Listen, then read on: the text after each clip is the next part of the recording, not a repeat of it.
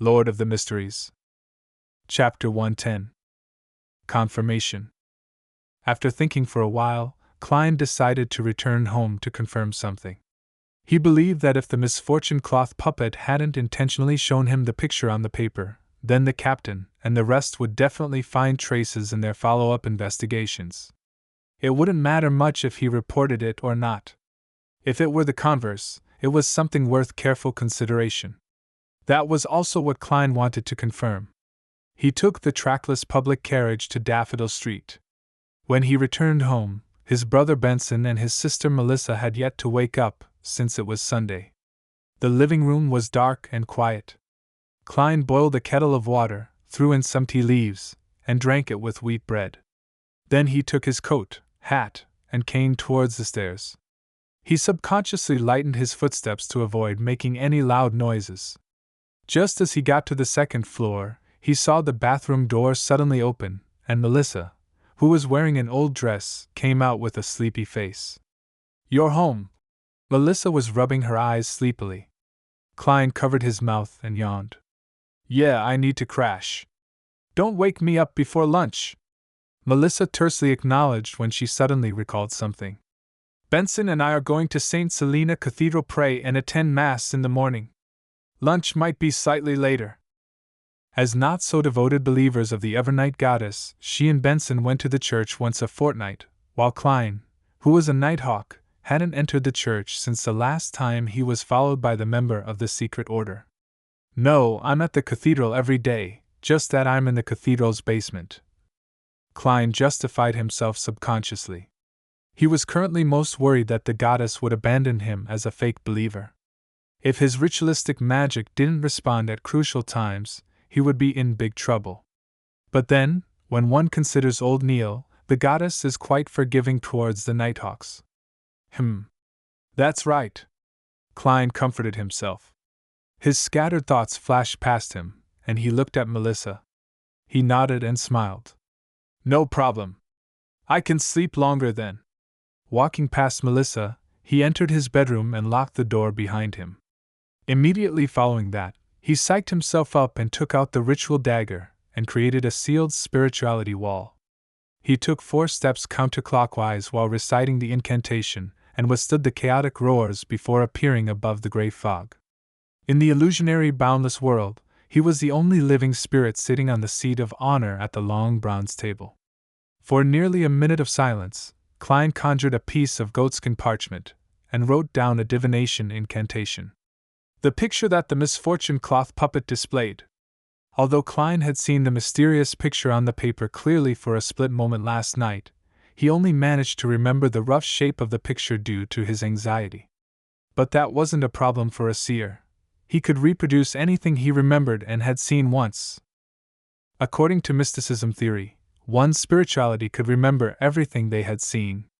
As long as they possessed the appropriate method, they could reproduce the scene whenever they wished. Klein even felt that the theory that spirit medium Daly described regarding the psychology alchemists made sense. Human memory was merely islands that were exposed above the sea. It couldn't withstand much. Hence, a person's spiritual essence remembered most of the information and turned it into the subconscious, which formed the entire ocean. While spirituality itself, even if it wasn't the entire ocean, also included the entire sea region surrounding the island. After reciting the divination incantation, Klein leaned backwards and fell asleep through cogitation. In the blurry, distorted, separated world, he saw Cheney's gate crack open once again as he heard the heavy grinding noises. The puppet in the black classic regal gown leaned into the opening of the door and unfurled the paper that it was holding. On the piece of paper, there were many mysterious symbols that collectively formed a vertical eye. Klein carefully observed the picture before exiting the dream. Then, with the aid of the uniqueness of the world above the gray fog and the memory that had yet to fade, he expressed the image on the brown parchment. The vertical eye looked up at him, looking both sinister and mysterious. Klein thought and wrote below the eye, "This is key to the treasure that the Antigonus family left behind." Putting down the pen, he untied the silver chain that was wound inside his sleeve. As he held it with his left hand, the topaz pendulum stably hung above the divination statement, and the mysterious vertical eye. There weren't any obvious movements. Klein closed his eyes and recited the sentence with his mind cleared. After 7 times, he opened his eyes and saw the topaz spinning in small circles in a clockwise fashion along with the silver chain. That meant affirmation. The vertical eye picture is really key to the treasure that the Antigonus family left behind. Klein nodded in deep thought. He tapped his fingers on the edge of the long bronze table and muttered to himself. Because of Ray Bieber's death, there are no descendants of the Antigonus family left.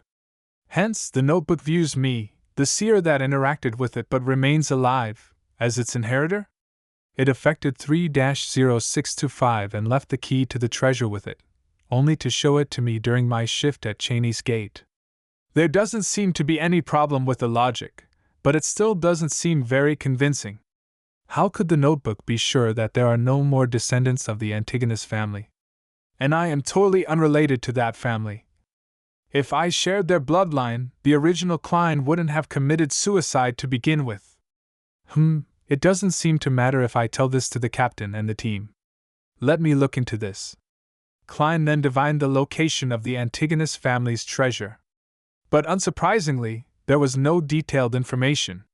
Just like in the letter that Sirius wrote to Mr. Z, Klein could only be certain that the treasure was related to the main peak of the Hornacis mountain range and the ancient nation of the Evernight.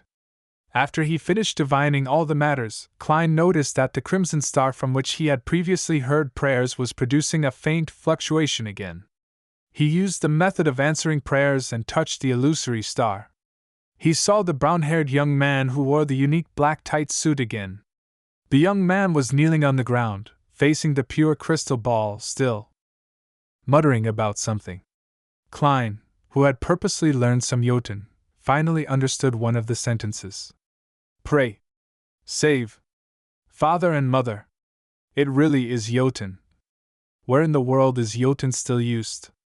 That's an ancient antique that is thousands of years old.